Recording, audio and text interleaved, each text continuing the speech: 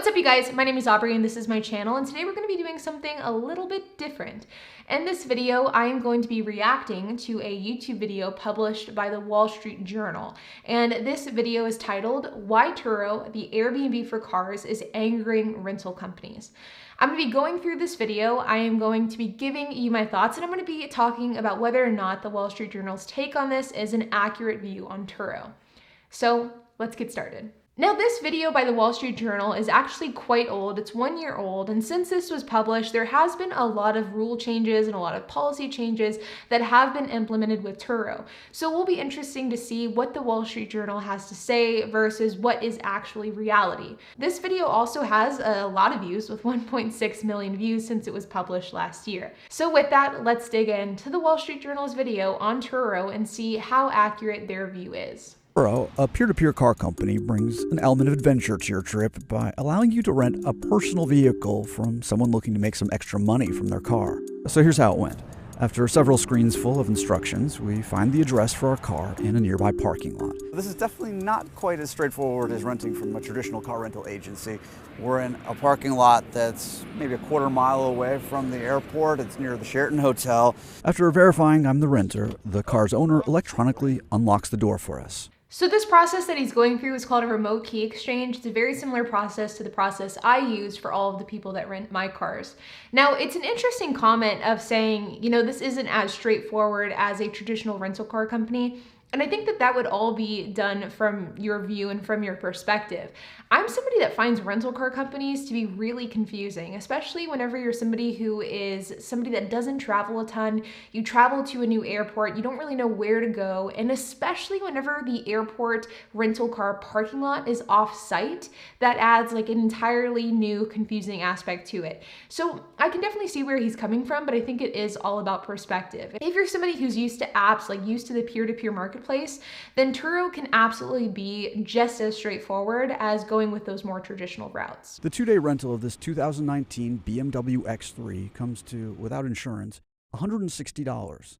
A comparable luxury SUV from National Car Rental would have cost us 37% more. National's quote for $220 includes $66 in taxes and fees. Turo says nowhere in the US are those same fees and taxes being imposed on its customers. Now, when it comes to pricing, this is something that actually has changed. Maybe not a ton, but it definitely has fluctuated over the last year since this Wall Street Journal article was published. The fact is, the pricing of these Turo cars is heavily dependent on a number of different factors, including what type of car, what the owner prices the car at, as well as where the car is located. And sometimes Turo can be way cheaper than the competition, but other times it can be more expensive. There are a number of fees that go along with being a Turo renter, including the risk factor. If you're somebody who's considered a high-risk renter, you will pay a premium for that. If you're somebody who's wanting a car ASAP, there is an additional fee for that as well. And if you're somebody who's wanting to rent during a high demand period of time, for example, like a big sports weekend or spring break or something like that, there is once again fees that are associated with that as well. So if you're going like comparing apples to apples, Turo will most likely be cheaper most of the time, but there are other factors that come into play that can really skyrocket that price quite quickly. Now, tomorrow we're going to meet the owner of a car who rents it on Turo, but it's a really different car than the one we've got. Chris Mullins and his Slingshot is what Turo says it's all about. Extra cash for car owners, unique experiences for renters. How often are you renting this out? 4 to 6 times a month. Mullins rents his Slingshot for around $100 a day.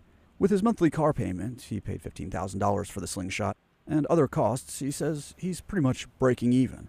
But he says he sees the potential down the road to come out ahead. So this gentleman here is the type of person that buys a car and then uses Turo as a way to justify the cost of that car. And this is something that I think is an okay route to go down if you're somebody who's wanting to go with Turo. You guys know me if you've seen my other videos talking about Turo. I'm a big proponent that in order to be successful on Turo, you need to find those cheap, economical cars. Because of the fact that they're cheap, they don't depreciate quite as much, and they're easy to fix. And whenever you start talking about kind of these high-end niche cars, They not only are more expensive, but they also have a higher upkeep cost as well. And if you're wanting to get a fleet of niche vehicles like this Polaris Slingshot, then you are setting yourself up for a failure, in my opinion. I think the one exception is if you're somebody who wants to get a specialty vehicle as a weekend car, it's your dream car, and you want to use Turo as a way to justify that cost. I think that there is a place for that business model. I don't think it's an ideal situation because of the fact that people will abuse that car. It's not a matter of if, it is simply a matter of when. But if you're okay with that and if you come to terms with that, I think that this is a great route to go down for Turo. When I returned our BMW to the parking lot, I met Carlos Bazin. I personally have done around 1,800 trips with Turo. He and an employee were prepping cars for renters, assembly line style. Most of the vehicles had lockboxes on their windows. A lot of business travelers rent cars. Bazan tells me he's among 5 Turo power hosts who've got 70 cars at this San Diego lot. So you're making a full-time living doing this? It is full-time living, yes. I think it's really interesting that they included that interview with that gentleman, Carlos. Now, I don't know Carlos personally, but I have heard of him and I have spoken to him through a number of Turo groups that I'm a part of. And I'm not going to go into a whole lot of depth because it certainly isn't my place to do so. But what I do know is that Carlos was a really big player in the Turo game and has since exited. And from what I know, there was a pretty significant falling out on this entire ordeal between Carlos and the Turo relationship and some other factors here and there. And this is something that I would say is I don't want to say common, but it is fairly common. It does occur where these really large hosts have some sort of falling out with the Turo platform, and because of that they leave. And I know a number of people that had huge fleets that have since left or are starting to leave. And in my opinion, I don't know if it's because of the fact that Turo is changing and it's true that they don't want those huge hosts there. I don't know if it's because of the fact that there just simply isn't enough money to be made by having a ton of employees. I don't really know exactly what the case is. What I do know is that I think where the sweet spot is with Turo is kind of that 20 car, maybe 30 car maximum. I would feel uncomfortable going much above that. I know that for me, my goal is to get to 20 by the end of the year or around the beginning of 2022. We'll see if that ends up happening, but I can't see myself going much more than that simply because at some point it becomes very risky. I went to San Francisco to meet with Andre Haddad, Turo's CEO. Haddad shows us the 6 cars he owns, all of which he rents out using Turo, including this Tesla Model X he bought 4 years ago. Now, this is pretty interesting. So a kind of, I would say, not really funny, but interesting story about Andre, the CEO, and Turo is he does have his own cars that he, I believe up until recently, rented on Turo. I don't know if he still does it, but I knew that he had a Porsche and he also had a Audi R8. And last year, Turo changed the rules around mileage, and they made it so that a host could no longer allow only 100 miles per day. They increased that minimum to 200, meaning that now you could allow 200 miles per day on your vehicle, which isn't a huge deal for cars like mine, but it can be significant for higher end vehicles like Audi R8s, Porsches, and supercars. Where there is kind of a lot of frustration with Turo and the CEO last year because he had his Audi R8 listed on the platform and it was still showing that 100-day maximum mileage. So he basically wasn't even following the own rules that he was setting for his company. And he ended up actually taking off the Audi R8 and the Porsche, which kind of goes to show how sustainable that change can be for these higher end supercars and higher end luxury vehicles. Allowing 200 miles per day for 30 days, which could potentially be 6,000 miles a month, is, in my opinion, unsustainable for high-end cars. And Andre seems to think the same since he unlisted his high-end cars once this change was implemented. Do you have some customers who are creating their own mini car rental agencies at airports? We don't have the same kind of scale that Airbnb has, but we have some car enthusiasts like myself who have found Turo to be a great opportunity to be able to get another car, a third car, a fourth car. A small percentage of our community that's going out and getting a second or third or fourth car. Well, are people creating businesses, entire businesses of renting cars using Turo? I don't think there's anything of that scale of creating a business. This is where I don't really understand his comment. I don't know if he genuinely doesn't think that this is the case or if he just doesn't want to admit it. I mean, they interviewed Carlos in this exact same interview and he had 70 cars saying he was doing a full time. There is 100% people that have a full-fledged Turo business through Turo. And they had him back in 2019, they have him back in 2021. I mean, the largest host on the platform, at least one of the largest, has over 300 cars. And so this is a perfect example example of, people that are turning this into a legitimate business. And Andre knows that. So I don't really know why that's the comment that he made in this interview and what kind of mindset he has as to trying to downplay that.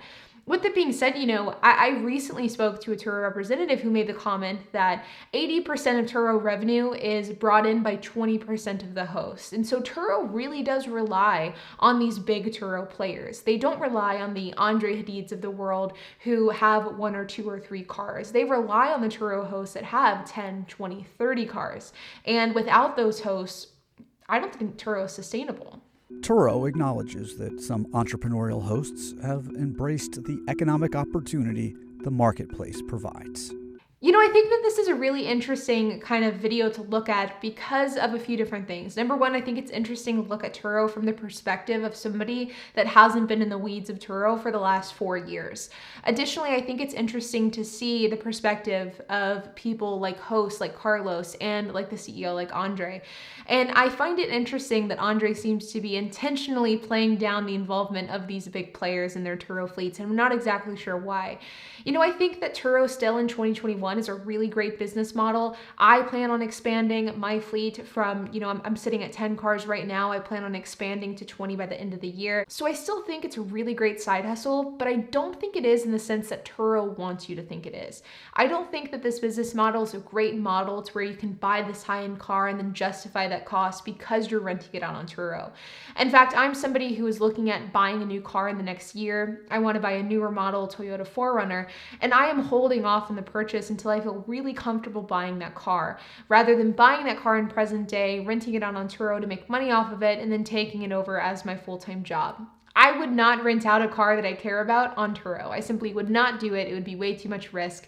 And it seems as though this is the business model that Turo likes to really push in interviews and in the media. And I just don't think that this is a viable way to go about doing it, at least not long-term, at least not as a legitimate full-time or part-time side hustle. With that being said, you guys, I would love to hear your thoughts. If you have any questions, comments, if you have anything to add, make sure to leave a comment down below. How do you guys enjoy these reaction style videos? I'm trying to find some more entertaining content to throw into the channel because you can't have everything be super instructional and super structured because that gets old after a while. So I'm trying to do more of these types of videos, so let me know your thoughts down below. And while you guys are at it, make sure to hit the like button, hit that subscribe button, and hit the notification bell. And I will see you guys in the next video.